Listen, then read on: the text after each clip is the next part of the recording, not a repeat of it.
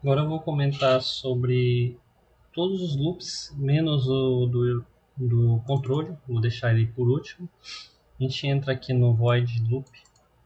Eu não consigo explicar nesse momento por que existe um if nele. Eu não cheguei a estudar essa parte aqui do código para entender por que existe um if. Faz uma questão aqui de comparação entre o tempo do relógio menos o loop do tempo auxiliar maior ou igual ao tempo de reverse refresh, que é 50 milissegundos.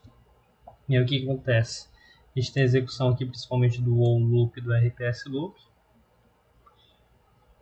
Isso, isso é executado aqui nessa questão quando a diferença entre esses dois for maior que o refresh period.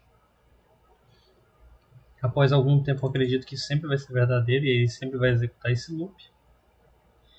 E aí ele executa, ele entra nesse if, executa e depois vai para os demais. Vamos observar o loop, o que tem nele.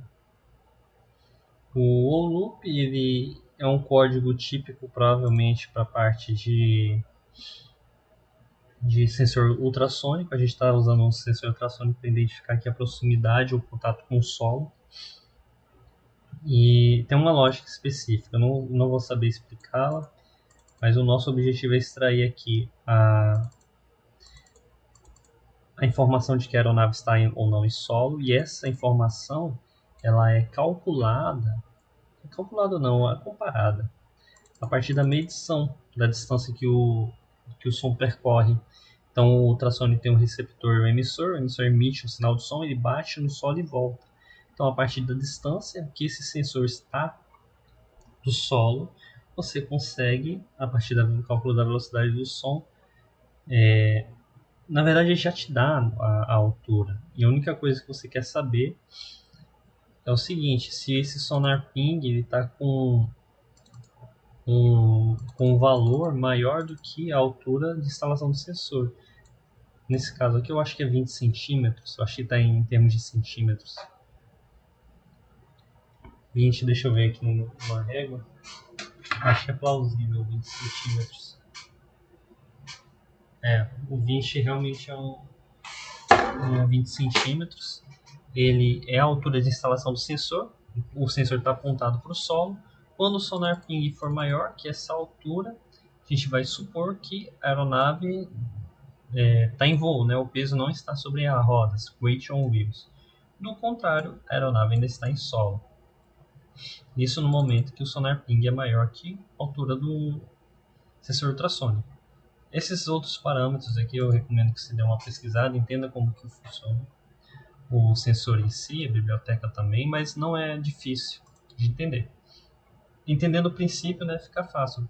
Explico mais o princípio do que a funcionalidade do código aqui. Em seguida é executado o RPS Loop.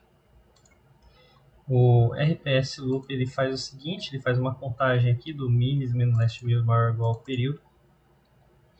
Se isso acontece, eu pego o número de pulso período e divido pelo número de ímãs do motor. Tem um valor em RPS, rotações por segundo no motor. Multiplico por 60 e aí tenho rotações por minuto. Logo em seguida, eu importo isso na array de RPS. Então, pela própria natureza do dado obtido, RPM, ele tem 16 bits. Como ele tem 16 bits, eu preciso dividir array em 2 bytes, né? 8 bits aqui, 8 bits aqui. Faço o deslocamento para a direita e depois faço o deslocamento para a direita, armazeno aqui na RPS Array e depois o valor completo. Lembra que quando a gente desloca ali para a direita, 0, 1, 0, 1, 0, 1, 0, 1, 2, 3, 4, 5, 6, 7, 8. Quando a gente quer deslocar para a direita, está mais interessado em 1, 2, 3, 4, 5, 6, 7, 8. Em extrair em armazenar essa primeira informação, eu desloco para a direita. Então o que acontece? Esse cara vem para cá, isso daqui passei a zero. Então desloquei para a direita e armazenei no RPS Array. Depois eu não desloco, né? E o que acontece? Volto. Vou voltar para cá. Esse 11 vai ser o que vai ser armazenado no RPS Array. Não é que ele armazena tudo, vai armazenar ali só um byte. Depois tem o número de pulsos do período que é zerado para fazer a recontagem. Depois faz armazenamento do milhas em last mills. Novamente, para entender bem aqui o código, e eu recomendo que você dê um Ctrl+C, Ctrl+V e jogue ali no chat GPT e peça para que ele explique. Não é difícil, né? Só que eu não estou com tempo para fazer um detalhamento aqui da explicação. Mas é essa a função dele. Lembrando que ele funciona com interrupção. Ou acho que também não funciona por interrupção, mas aqui no nosso RPS ele tem que fazer essa leitura aí de interrupção. Querendo ou não, o sinal unido do motor ele pode ser mais ou menos duradouro. Agora a gente vai observar o GPS, o loop do GPS. Ele também funciona como uma interrupção. Essa interrupção ela ocorre em um pino RX, ou seja, de uma interface UART, que está sendo simulada. Então, não necessariamente o pino 4, que está aqui o RX, vai ser da interface UART do Arduino Uno. O Arduino Uno só tem uma interface UART, enquanto, por exemplo, o Arduino Mega tem 3 ou 4, vai de 0 a 3, ou acho que é de 0 a 3. Então, tem um ART 0, 1, 2, 3. Acho que são 4. Aqui a gente, no Uno, que é o da Slave, o Medusa, ele só tem uma interface. E essa interface já é usada. Eu esqueci qual que está sendo a aplicação dela. Pelo fato dela já ser usada, eu simulo uma interface UART a partir do uso da biblioteca New Software Serial. Porque eu estou criando uma interface UART a nível de software, porque a nível de hardware só tenho uma e ela já está ocupada. Eu acho que é usada para gravação.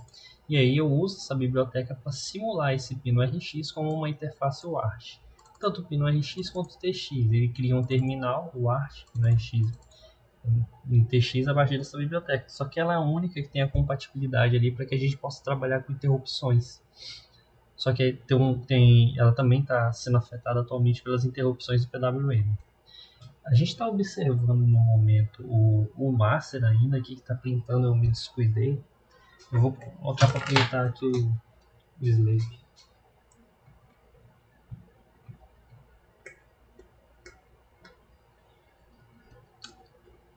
Deixa eu ver se ele vai estar pintando aqui. Não, ele não está pintando. Provavelmente tá tudo comentado aqui a parte de debug. Então vamos habilitar todo mundo para a gente poder observar e fazer o upload no código. Lembrando que para fazer a transição aqui entre um momento controlador e outro, tem que pegar aquela chave seletora e só trocar. Dá para usar a ponta do multímetro. Eu mostrei no primeiro vídeo ali como que era a chave seletora. E aí você só troca. O que tá, todos que estão em um lado vão para o outro. E aí só inverte. Então aqui a gente está observando todos os dados que estão sendo aquisitados pelo Slave. Sempre eu tenho que ressaltar aqui o detalhe de que o RPM é um parâmetro que tem que ser calibrado. Então aqui no RPS tem que ser feita uma rotina de calibração com offset e inclinação da curva. Tá? Então o RPS tem que ser calibrado. O que acontece é que o sensor ele pode ler um RPM, mas você precisa fazer um ajuste ali para que possa ser medido. Então eu recomendo usar um tacômetro e para valores de mínimo, médio e máximo você fazer um registro do que o RPM registra aqui no código e o que o teu tacômetro vai apresentar como resultado. E aí depois jogar aqui no loop. É o mesmo procedimento de laboratório de física. 1 e 2, traçar a regressão linear e aí a tua entrada vai ter uma saída. O X, que é aquilo que o teu sensor lê, vai ser aplicado na curva e aí o Y vai ser a leitura verdadeira, vamos dizer assim, após a correção da leitura do sensor. E aí ele vai estar calibrado a partir da correção aqui do código, do incremento desse cálculo no código. Eu estava comentando isso, perdão, eu não sei porque que eu tive que comentar lá, mas voltando no GPS, tá aqui, tá falando sobre a interrupção. Criei o terminal RxTx, vamos pro loop. O loop ele é tranquilo, ele só verifica se o terminal está disponível. Esse terminal available é verificar se, acho que é só disponibilidade. Logo em seguida o GPS.encode ele vai pegar todos os dados que ele recebeu do GPS no terminal. Então são vários dígitos, caracteres, 0, 1, eu não me lembro qual que é o formato. E vai deixá-lo todos em um pacote. Pacotes padronizados para que a gente faça a extração de latitude, longitude, altitude e velocidade. O terminal.read é só a leitura do terminal. O GPS aparentemente já tem seus cabeçalhos de início e término. E o terminal.read, se você armazená-lo em uma variável, vai te permitir observar o que está chegando no teu meio controlador a partir do GPS. O encode ele faz a separação, ele só separa cada uma da parte desses bits, é o trem de bit que ele vai dividir. E o getInfo é a função que é escrita aqui dentro do código para obter as informações que foram codificadas. Eu acho que encode é de codificação, não lembro. No getInfo nós temos primeiro, se a localização do GPS for válida, eu irei extrair desse conjunto de bits a latitude, longitude, altitude e velocidade de GPS. Todos eles são floats a partir das seguintes funções. Então aqui eu só faço a extração de cada um desses valores. Aqui a gente também pode armazenar tudo que está sendo recebido no terminal em uma variável. Então é como se a gente tivesse uma variável imaginária. Seria interessante diminuir o grau de abstração disso, colocar uma variável que recebe o A igual a terminal read, por exemplo, terminal data. Recebe o terminal read, depois eu aplico o encode para a gente diminuir um pouco a abstração. Mas eu acredito que você tenha entendido. Aí o GPS.encode, eu acho que ele não entraria numa variável não, só o terminal.read. No encode eu já consigo, quando os dados estão na posição correta, ele faz a separação e eu consigo fazer a extração de latitude, longitude, metros, quilômetros por hora. Em seguida a gente tem aquela multiplicação para ajustar a escala ponto flutuante para poder fazer a transmissão desses dados. E aqui nós temos latitude, longitude e altitude. Cada um tem suas características, particularidades. Eu já dei uma pesquisada sobre 0xFF aqui, esse I, eu me esqueci para que serve. Eu não vou saber explicar agora. Mas a conversão, essa conversão não, né? Esse deslocamento para direita associado a uma porta lógica aí. Então, Ctrl+C, Ctrl+V, joga no site GPT, no chat GPT, para você compreender certinho. A mesma lógica ocorre aqui para dia, mês e ano. A gente pode extrair ali do GPS, só que ele não é usado porque eu acredito que tinha uma necessidade de não depender do GPS para conseguir alguns parâmetros específicos. Porque o GPS pode dar problema ao sensor e acredito que a equipe tenha optado por fazer a gravação do RTC e estar sempre atualizando ali por meio das gravações para não depender de um sensor que pode se desconectar para pegar um parâmetro que é requisito obrigatório, que é a contagem de 100 segundos e da hora total. Então foi mais interessante deixar isso a cargo do RTC e ali auxiliado de um watchdog ficou uma solução mais interna do que em função de um sensor ou um módulo. Aqui são feitas algumas outras.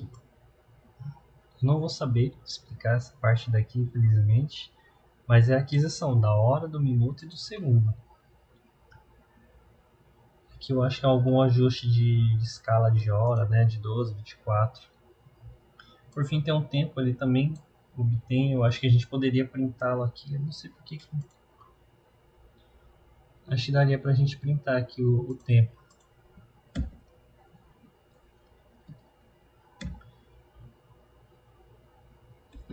Mas não sei por que não está printando. Ah, tá aqui o tempo.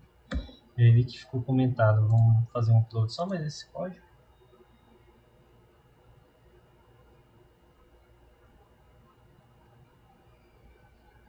Para a gente observar todos os parâmetros dele. Vamos vir aqui pro lado. Eu acho que vai. Travou. O tempo tá travado em 7200. Não sei porquê. Bom, para mim que estava funcionando, mas isso daqui não é obrigatório porque a contagem já é feita lá no das Master. Achei que era mais o controle local. Então não tem um problema você não conseguir visualizá-lo aqui. Vamos voltar pro. Nós vamos ter o GPS Loop logo depois dele. Ah não. Vamos voltar para cá. Depois disso é a mesma lógica aqui para velocidade. A gente extrai a velocidade, converte em metros por segundo a partir da divisão, multiplica por 100 por conta daquela por conta das limitações de ponto flutuante, joga nesse speed GPS Wind, depois, e como ele é convertido para agora uma variável que tem 16 bits, a gente consegue deslocá-lo à direita e fazer a transmissão dentro da interface I2C com base nas requisições do master. Mesmo é seguido para as variáveis anteriores, tempo, latitude, longitude e altitude também, tá? Só que está comentado porque não acho que não era necessário e não cheguei a usar também. Em seguida, print loop. O print loop, deixa eu ver onde que ele tá. Eu acho que é em 2C. Print loop. Ah, o print loop é debug. Aqui, o print loop não tem. Eu não vou saber explicar, então tem meals menos print tempo de auxiliar maior ou igual ao print period. Pega auxiliar, atribui milis. Se essa diferença for maior, ocorre o print das variáveis que estão sendo aquisitadas por meio do das slave. Então não tem segredo. Não mais, né? Eu acho que só essas linhas de código que eu não me recordo, eu não me lembro exatamente como é que funciona, mas a função do script, que é o principal, assim, que a gente bate mais cabeça, já está bem caminhada. Agora eu vou fazer uma aula só para controls loop. Valeu.